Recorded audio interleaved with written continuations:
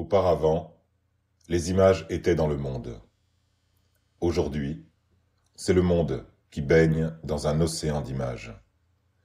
Notre monde réel, matériel et unique, tissé et débordé d'images réelles, immatérielles, nombrées, constituées de chiffres innombrables. Observer le cinéma contemporain oblige à inscrire celui-ci dans le contexte de cette exponentielle montée en puissance quantitative et qualitative des images, à s'interroger sur le rôle qu'il y a joué et joue encore. Les images techniques ont envahi l'univers. Aujourd'hui, on obtient des images des trous noirs. Elles ressemblent au mandala créé par James Whitney dans son Lapis de 1966. Ces images résultent en effet de tant de reconstitutions, transferts, conversions, interprétations, cosmétisations, que l'exactitude technico-scientifique ne correspond plus qu'à la sphère dite « raw », celle des données brutes, distincte de l'iconographie que l'on peut en dériver. Il existe d'ailleurs des sites tels Junocam ou Pluto Encounter pour s'amuser à travailler les données recueillies par la NASA afin de les convertir et transformer en imagerie. La NASA se charge aussi elle-même de transformer ces données en « movies », guillemets compris. Les images techniques ont envahi notre quotidien. Sans elles, les sociétés électroniques ne peuvent plus fonctionner. Ainsi que dans le premier monde, chacun peut en faire l'expérience en ce temps de pandémie. Tramées dans le moindre aspect de notre quotidien, émissaires des mathématiques, les images ne semblent plus que le doux revers de notre ignorance. Compensation, réassurance, allégeance au protocole, volens-nolens et plutôt nolens, elles nous enchaînent au collectif de 1000 liens sans cesse plus nombreux, serrés, noués. À chaque nanoseconde, il se produit plus d'images, de surveillance, d'autocontrôle, industriel, personnel, que dans toute l'histoire qui précède les recherches de Nicéphore Niepce. Quelles images ou agrégats de plans contemporains l'histoire retiendra-t-elle? Desquels aurons-nous besoin? Auxquels donnerons-nous notre amour? À chaque nanoseconde, il se diffuse plus d'images sur les réseaux que dans toute l'histoire jusqu'à Nicéphore Niepce. La plupart ne sont pas vues, encore moins regardées, moins encore analysées.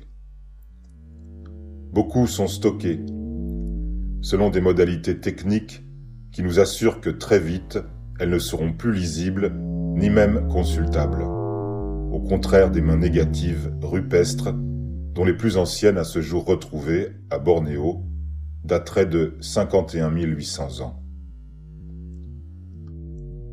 Au sein de cette production de plus en plus massive, et qui à ce jour semble aussi illimitée qu'incoercible, une telle croyance constitue sans doute l'une des principales caractéristiques illusions de notre temps.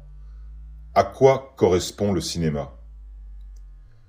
À sa frange la plus élaborée, sophistiquée, à un résidu d'ambition esthétique, à l'existence d'un style, même non intentionnel, à un corpus en voie de déshérence, à des ribambelles de catalogues sur lesquels spéculer, financièrement s'entend. Par différence d'avec les flux incessants de pixels et les processus linéaires d'encodage, compression, conversion, les opérations les plus spécifiques au cinéma ne relèveraient-elles pas du montage, confortant ainsi les analyses de Eisenstein, Dziga Vertov ou Orson Welles? Et comment, depuis les grandes initiatives de Guy Debord, Jean-Luc Godard, Haroun Farrokhי, Hartmut Bintomsky, Michael Clear, le cinéma prend-il en charge son propre environnement technologique et les enjeux qui s'y manifestent? Les travaux actuels de Andrei Ujika, Lech Kowalski, Mauro Andrisi, Bani Koshnoudi, Laurence Abou Hamdan, Jacques Perconte, semble ici particulièrement précieux. Un support de fichier numérique dure environ 5 ans. Une pellicule argentique, en conditions de conservation correcte, environ 400 ans.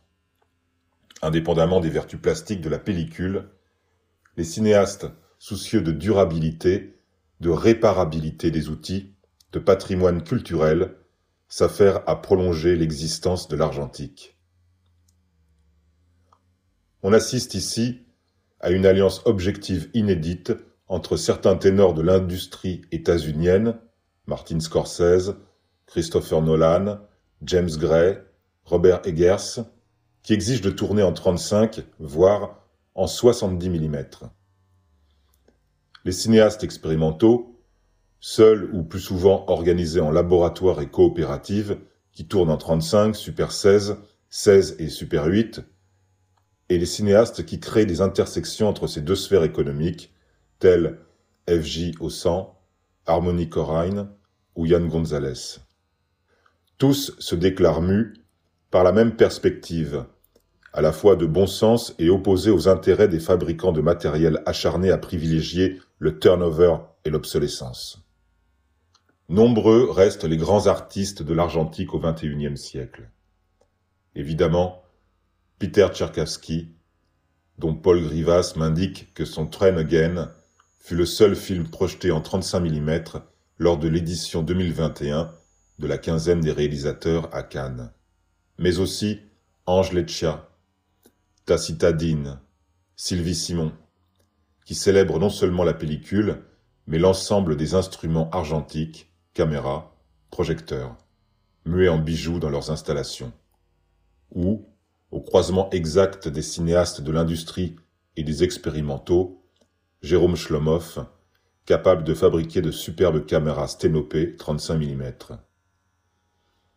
Dans tous les cas, pratique et défense de l'argentique ne sont pas considérés comme passéistes et nostalgiques, mais au contraire comme proleptiques et responsables.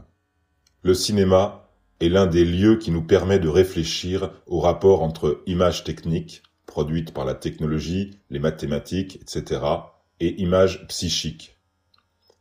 Comment les premières fournissent des moyens de représentation aux secondes, comment les secondes servent de prospective aux premières. Les deux séries co-signées par Jean-Luc Godard et Anne-Marie Miéville, 6x2, Sur et sous la communication, 1976, et France Tour Détour, 2 enfants, 1977, ouvrent l'un des rares grands chantiers à s'être interrogé sur de tels échanges d'ordre épistémologique. Existe-t-il ? Existera-t-il un équivalent au XXIe siècle ? Le spectre des pratiques d'image ne cesse de s'élargir.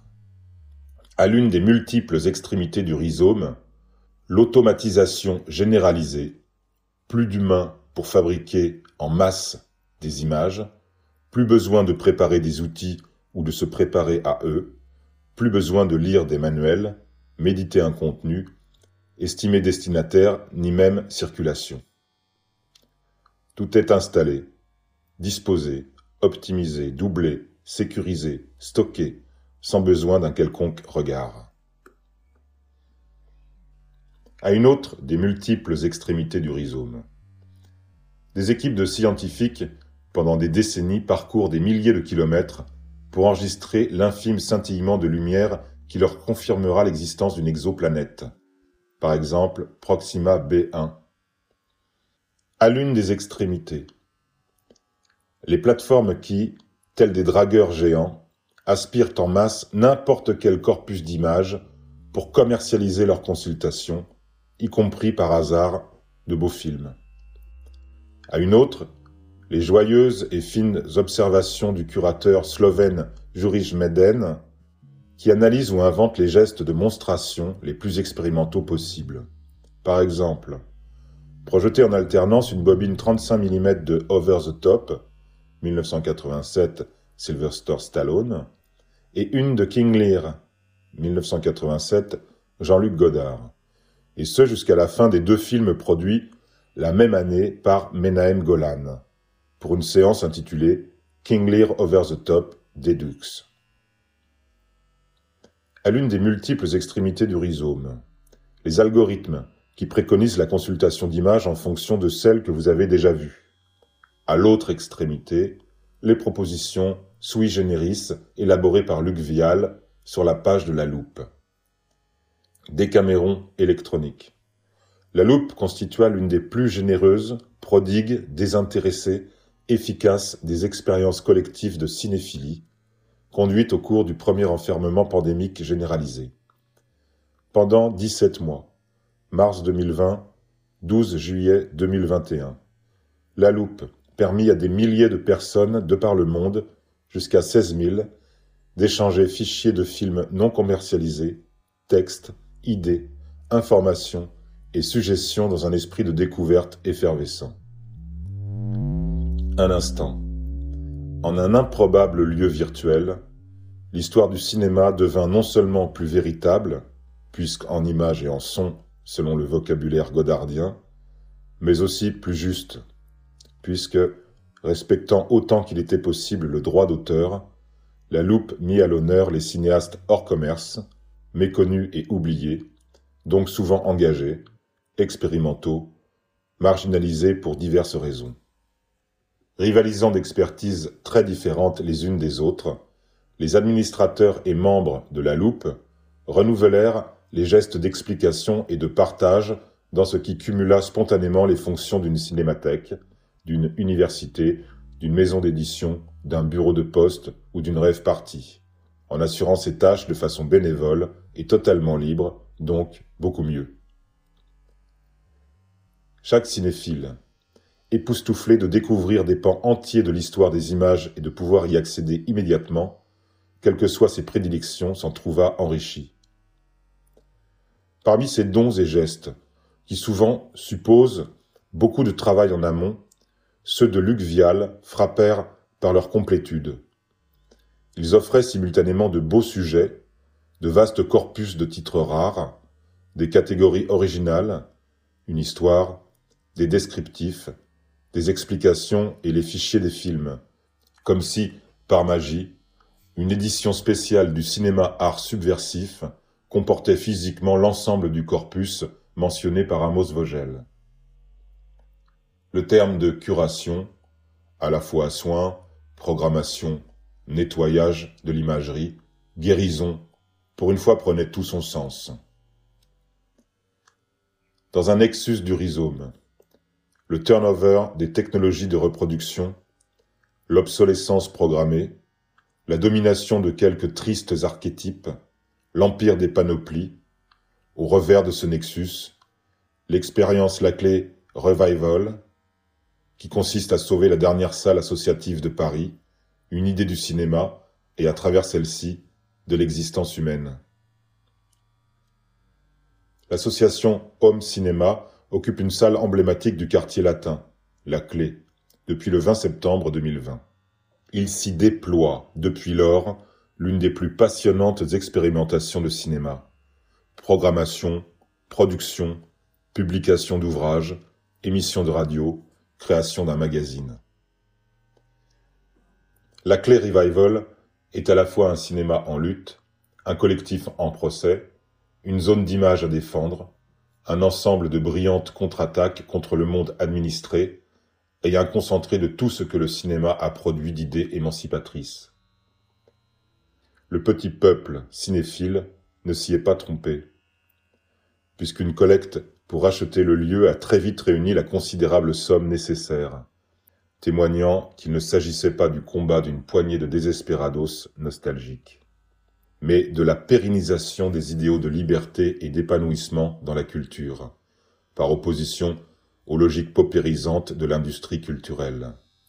Dans la lignée de la Commune française, des Digers états-uniens, des Provos néerlandais, de l'autonomia italienne, de toutes ces initiatives populaires révoltées d'où renaissent l'art et la pensée. La Loupe, les laboratoires coopératifs, La clé revival se réduisent-ils à des îlots incongrus un temps tolérés par l'industrie culturelle? Peut-il exister des clés partout? S'agirait-il d'élitisme? C'est tout le contraire. Le jour où on vous coupe l'électricité, comme au Liban dévasté, ne restent que les livres et les photogrammes. Jérôme François ou Bob Dylan ne s'y trompent pas, eux qui travaillent à transposer en toile peinte des photogrammes de cinéma. Fin de la parenthèse numérique. Le photochimique reste devant nous. Bonjour, monsieur Niepce. La grande affaire qui agite aujourd'hui le petit commerce concerne les canaux de diffusion. Salle en dur, plateforme électrique. Le cinéma a toujours vécu de séismes et métamorphoses technologiques.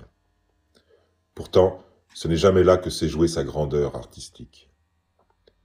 Deux phénomènes ici peuvent frapper les cinéphiles.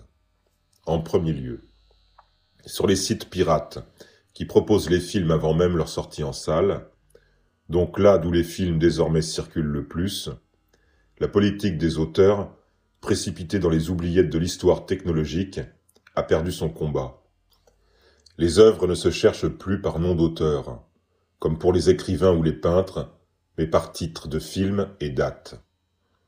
Le nom du ou de la cinéaste n'est ni mot-clé, ni plus-value, ni signe distinctif. Mais en second lieu, la numérisation en vrac des œuvres protège et rehausse la visibilité d'œuvres autrefois rares, voire inaccessibles.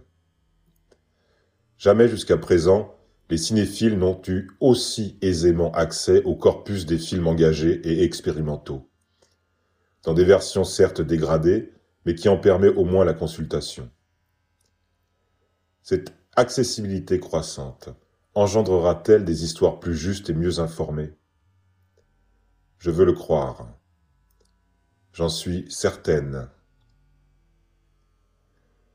Notons ici que le célèbre site semi-pirate et non clandestin UbuWeb, œuvre de Kenneth Goldsmith, le farouche défenseur de la formule « Piracy is Preservation », appartient désormais officiellement au patrimoine académique, non seulement sous sa forme électronique d'origine, mais sous forme de livres et de microfilms, puisque, chacun l'a expérimenté, une feuille de papier possède plus de longévité qu'un fichier numérique.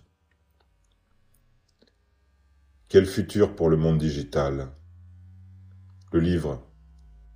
On comprend pourquoi, prudemment, le premier a gardé un ancrage dans la terminologie du second. Page, dossier, fichier, portfolio et même carte graphique. Jouissant à la fois de sa disponibilité généralisée et d'une conception de plus en plus affinée et extensive de ses corpus et enjeux, le cinéma offre des initiatives historiographiques toujours plus nombreuses. Il se décrit et se sculpte lui-même, se diffracte, conforte et enrichit de façon exponentielle, dans la lignée des histoires du cinéma par lui-même ouvertes par Marcel L'Herbier et Jean Epstein.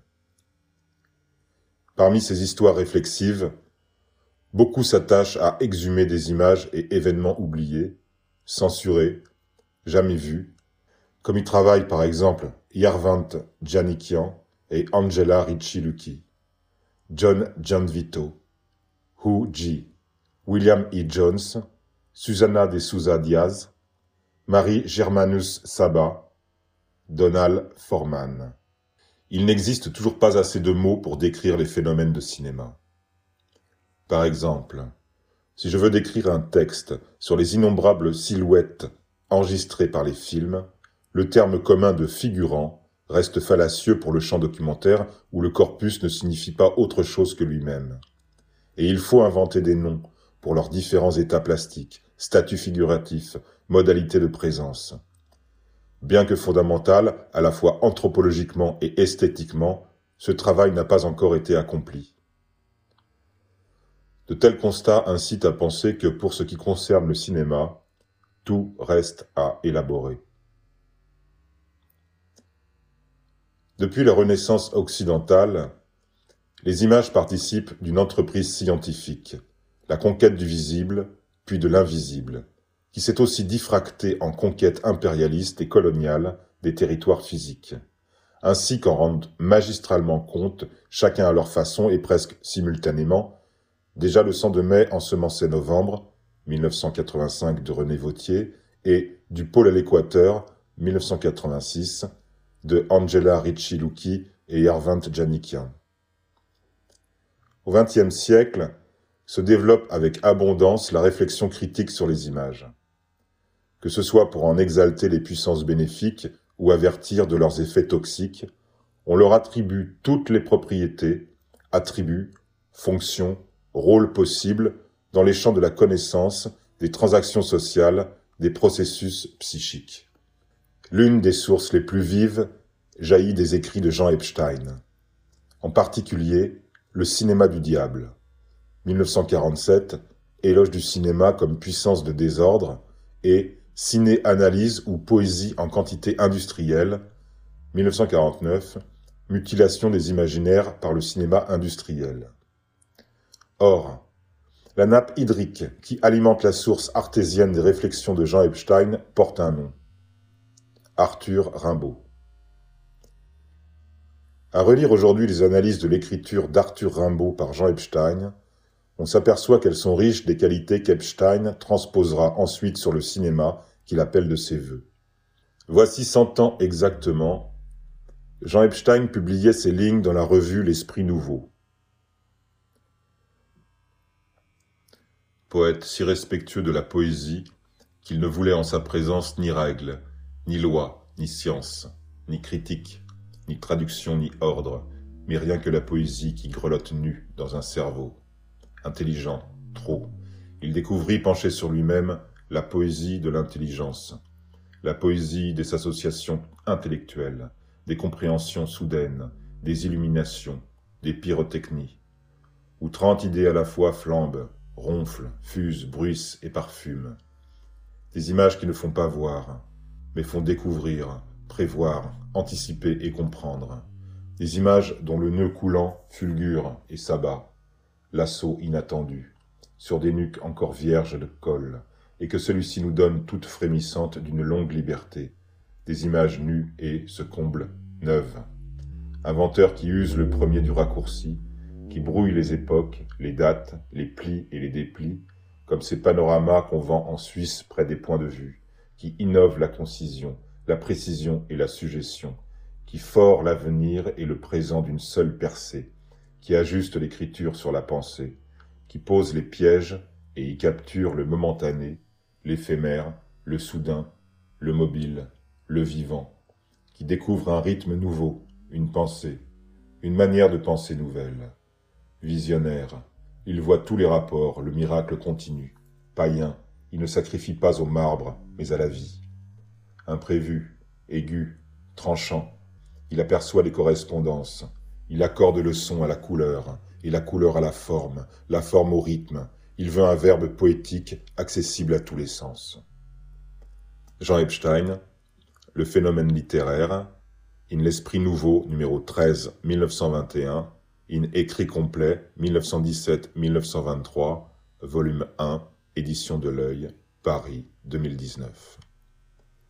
La source ne se tarit pas. Aujourd'hui encore, le lit central de la rivière cinéma reste ce qui, dans les films, se montre fidèle à la vie, au mystère de son énergie, par opposition aux règles de l'existence socialisée.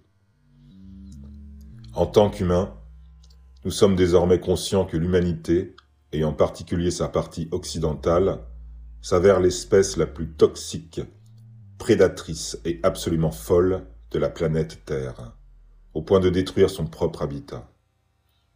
En tant que cinéphiles, nous avons désormais bien compris que le cinéma, fils du monde industriel, représente un ensemble de dépenses somptuaires de ressources naturelles, dépenses pour la plupart inutiles et dommageables pour l'imaginaire.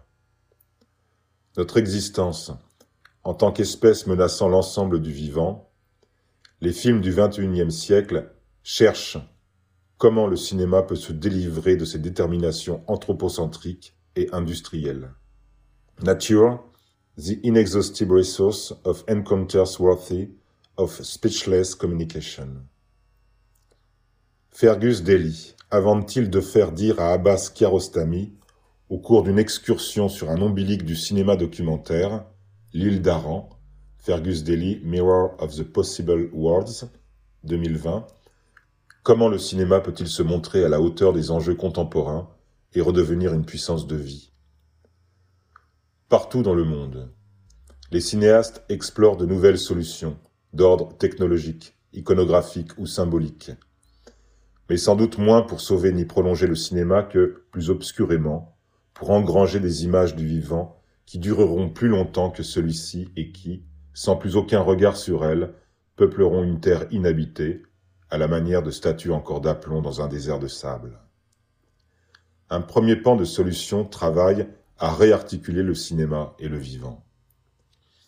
Ici, les cinéastes fabriquent eux-mêmes leurs caméras, Jérôme Shlomoff, leur émulsion et pellicule, Robert Scheller, Alex Mackenzie, Esther Hurlus, Lindsay McIntyre. Laissent les plantes réaliser photochimiquement leurs propres films, Karel Doing et ses ateliers phytographiques. Recyclent les pellicules déjà impressionnées au lieu de tourner de nouveaux films, pour des résultats souvent bien plus passionnants que leurs matériaux d'origine. Kerry Laitala, Tony Cox, Jess Saloum, Yves-Marie Mahé, rapatrie l'humain dans le champ de l'animal, Philippe Grandrieux, trilogie Unrest 2012-2017, portraitise, paysages, animaux ou végétaux, comme autrefois on monumentalisait les souverains, Philippe Grandrieux, encore avec l'arrière-saison 2007, Jane Parker et ses portraits d'Amaryllis, Sylvie Simon et ses paysages d'herbes et d'oiseaux, Scott Barley et son univers nocturne sans repère, le collectif mexicain Los Ingravidos, Mélana Slam, Altiplano 2018, Félix Blum, recueillant les sons du désert, Luces del Desierto 2021. Lutte pour la préservation des sites ou la restauration de la diversité dans le vivant. Les films de l'association L214, Tian Doan Na Champasak et Jean Dubrel, Jaria, Une vie en enfer 2014. François-Xavier Drouet, Le temps des forêts 2018. Jacques Perconte, Avant l'effondrement du Mont Blanc 2021. Historicise et politise l'appréhension des espèces. Anja Dornieden et Juan David González Monroy, Her Name Was Europa 2020. Expérimente l'hypothèse d'une écoute animale. Zélie Parot, Promenade 2020. Leurs films élèvent des prières aux vivants. Wolfgang Lehmann, Birds by the Sea 2008. Des hymnes à la catastrophe. Artavas Péléchian, La nature 2020. Danse avec la pluie et le tonnerre. Cecilia Bengolae, Lighting Dance 2018. De tels artistes relégitimisent le cinéma comme art et artisanat. Dans un univers où la place de l'humain correspondrait à celle que lui attribuait Amos Vogel dès 1974 dans son introduction à Film as a Subversive Art. Peut-être faut-il alors reprendre courage et, dans un élan d'humilité orgueilleuse, se reconnaître pour ce que nous sommes dans le cosmos, primitifs, périphériques, temporels, tardifs arrivants, mus par une opiniâtre volonté de grande réalisation et une confondante malfaisance, luttant pour joindre les deux bouts dans un endroit à peine perceptible dans une ordinaire galaxie insulaire. Et peut-être le cosmos lui-même n'est-il qu'un atome dans un super-univers inimaginable, et les électrons des galaxies de mondes microscopiques en deçà du royaume de la compréhension. Un deuxième pan de solution consiste à dénuder les fonctionnements des images contemporaines, pour les expliquer, déployer, relativiser, historiciser, détourner. Les œuvres fondamentales de William E. Jones, Passim, Marine Hugonnier, Passim, Bani Kushnoudi, 1968, A Blind Archive, 2014, The Silent Majority Speaks, 2018, Sebastian Weidemann, Los Dependientes, 2016, Mohanad Yacoubi, Off Frame, aka Revolution Until Victory, 2016, Marie Germanus, A Feeling Greater Than Love, 2017, Nika Autor, Newsreel 63, Train of Shadows, 2017, Billy Woodbury, Marseille après la guerre, 2015, A Story from Africa, 2018, Carlos Adriano, OKHMT, 2020, corpus bien sûr non exhaustif, prennent la relève des analyses visuelles fondatrices de Jean-Luc Godard, Jean-Pierre Gorin, Haroun Farroukhi, Hartmut Bitomski, Andrzej Ujika ou Tacitadine. Elle crée autant de chapitres et d'ouvertures pour une histoire critique où la massivité et la complexité des pratiques de recouvrement, censure, absentéisation, refoulement et même assassinat, William E. Jones Killed 2009, démontrent que, de même qu'en tant que sujet plastique, toute image consiste en une structurante dialectique entre champ et hors-champ, latent et patent, visible et invisible. De même, en tant qu'objet historique, elle affrontera toujours les codes du recevable, du regardable, de l'intelligible, qui parfois la plongent dans de noirs abysses. Un film saisit à la racine tout un pan des images et enjeux contemporains, en décrivant comment une intelligence artificielle appréhende, encode, restitue et commente les phénomènes les plus tragiques et complexes. AI à toi, de Florent Marcy, 2021. Le principe du film consiste à confronter Sota, un petit robot construit en Malaisie, sur des théâtres de guerre à peine terminés que Florent Marcy connaît bien pour les avoir déjà longuement filmés et photographiés, l'Afghanistan et la Syrie. Qu'est-ce qu'une AI comprend et transmet d'une situation de chaos, de destruction et de mort? Avec Sota, Florent Marcy narrativise la façon dont on nourrit les algorithmes de reconnaissance, c'est-à-dire ce qui, un jour, constituera le fond de notre propre appréhension des phénomènes, l'architectonique de nos expériences. Filmer une situation tragique en compagnie d'un robot qui filme lui aussi et qui donne son avis permet de décoller de l'actualité et de l'analyse géopolitique, de s'affranchir de certains codes, de transgresser innocemment. La perspective devient plus historique, plus universelle, mais aussi plus subversive. La subjectivité innocente du robot élargit la perspective à l'espèce humaine avec une pointe de tragico-burlesque. Propos recueillis par Thibaut Elie, dossier de presse 2021. AI Attoire offre une actualisation d'Allemagne année 0, 1947, Robert Rossellini. Parcourir les ruines de Mossoul et de Raqqa en compagnie de Sota, comme autrefois celle de Berlin en compagnie d'Edmund, oblige à regarder celles-ci à neuf, dans l'étendue de leur horreur et de leur absurdité, donc à réfléchir à leurs conditions de possibilité, donc à nos actes, donc à nos convictions, donc à nos croyances. Qu'est-ce que la réalité? Que vois-tu? Peux-tu mourir? Pourquoi vis-tu? Le caractère enfantin du protagoniste en processus d'apprentissage permet de poser des questions simples et fondamentales, auxquelles celui-ci répond de façon parfois complexe, parfois ironique, parfois sublime. Quel est le sens de ta vie? Inconnu. Ce n'est pas un problème de ne pas savoir. J'aimerais en savoir plus à ce sujet. Mais pas plus qu'Edmund, poreux à l'influence de son instituteur nazi, Sota est totalement innocent, puisqu'il provient d'une technologie née à la fin de la Seconde Guerre mondiale, l'optronique, d'où dérivent aussi les systèmes de téléguidage permettant aux missiles d'atteindre leur cible. À l'instar d'Edmund, Sota nous envoie des nouvelles des enfers très concrets que seul l'humain est capable de créer sur Terre et nous montre comment les agents d'un système en deviennent les victimes.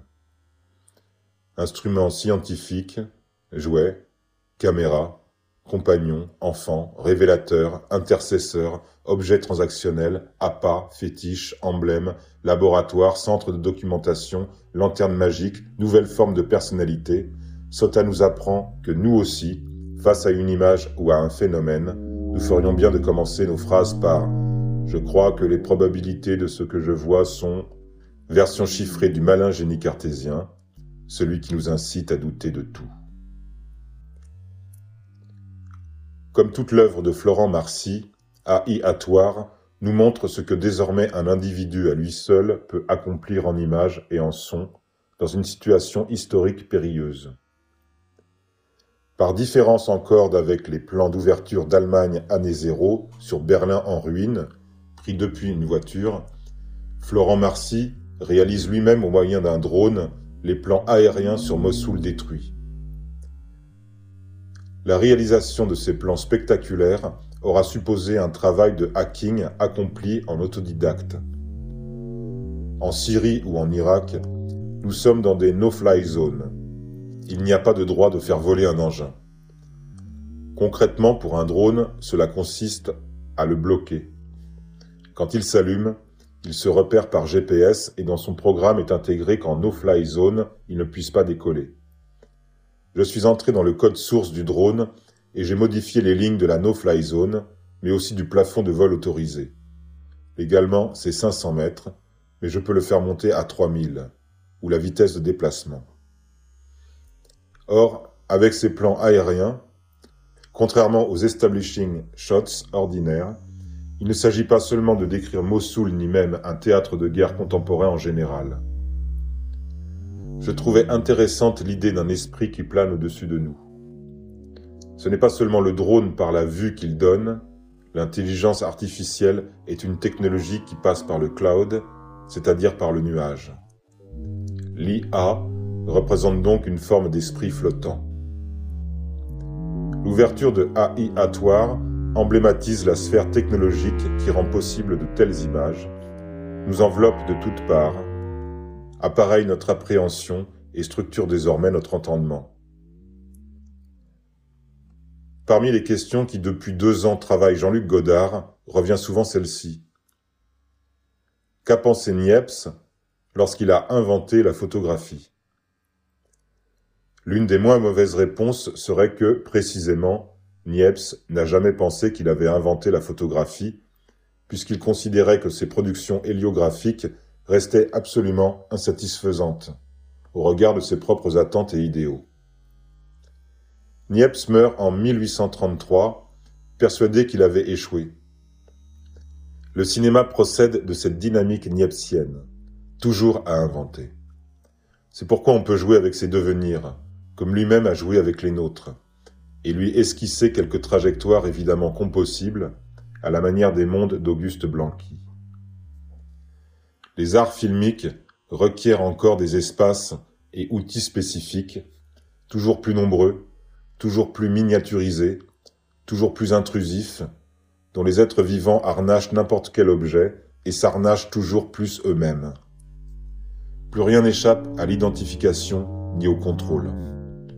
Que ce soit pour surveiller les gestes réels ou dompter les imaginaires, les dispositifs filmiques s'avèrent les meilleurs alliés du monde totalitaire, plus puissants que n'importe quelle arme létale. Quelques résistants épars dans le monde s'acharnent à réaliser de beaux films, dignes d'Arthur Rimbaud ou Stéphane Mallarmé. Le système Bertillon, ou anthropométrie criminelle, rayonnement amélioré en l'an 2000, 1900. Par cinéma proleptique, Deloro entendait celui qui, dans le présent, cherche et cultive les germes d'un futur plus juste. Parmi d'autres, Mostafa Derkaoui a développé une conception similaire dans De quelques événements sans signification, 1974. Plus d'équipe humaine pour créer les films. Des appareils installés dans les espaces publics ou privés, capables de créer des images de tout format et toutes plastiques, fonctionnent en permanence, sans scénario, ou avec des scénarios générés par des IA alimentés aux algorithmes. Mais ces algorithmes n'ont été nourris que par l'infâme bouillie déversée par des plateformes industrielles. Partout dans le monde, parfois réunis autour des vestiges de cinémathèques ou des ruines d'anciennes salles de cinéma, quelques groupes de résistants préservent la mémoire des arts et persistent à produire des contre-histoires, parfois même en s'adressant la parole au préalable. Aussi lucides et contestateurs que soient leurs films, les États totalitaires ne les considèrent pas comme plus dangereux que les amulettes fabriquées en série par des sectes farfelues. Les cinéastes le savent, mais filment pour transmettre le plus possible d'informations, de rêves et quelques signes affectueux aux générations suivantes. Le gavage des oies dans le sud-ouest de la France. Holger Mainz, Ulrich Meinhof, Nagisa Oshima, Koji Wakamatsu, Masao Adachi, Aloisio Raulino, Alan Clark, Peter Watkins, Sidney Sokona, liste non exhaustive. Plus d'outils pour créer les films. Des nanopuces sont implantées dans les nerfs optiques des êtres vivants et leur envoient à volonté des doses d'images et de sons. Les écoles d'art s'intègrent aux académies de médecine et aux hôpitaux. On y apprend la posologie des images. Les textes d'Antonin Artaud au sujet du cinéma ne sont plus considérés comme des divagations, mais comme des manuels. Beaucoup de résistants refusent l'implémentation, passent dans la clandestinité et persistent à créer des images et des sons avec d'antiques instruments, conservés ou créés de toutes pièces. Chromatrope, 1860, Émile Cole, Les lunettes féeriques, France, 1909. Osama Mohamed, Coutois, Syrie, 1978, Robert Kramer, Ghost of Electricity, France-Suisse, 1997. On arrête de penser toujours plus le cinéma en termes d'outils et de commerce. On revient au contenu, aux enjeux. On accorde au film la même attention qu'aux fresques pariétales ou à la moindre fleur tissée dans la tapisserie de la Dame à la licorne. Sont considérés comme films tout enchaînement d'images en mouvement et comme événement majeur tout déchaînement de sens.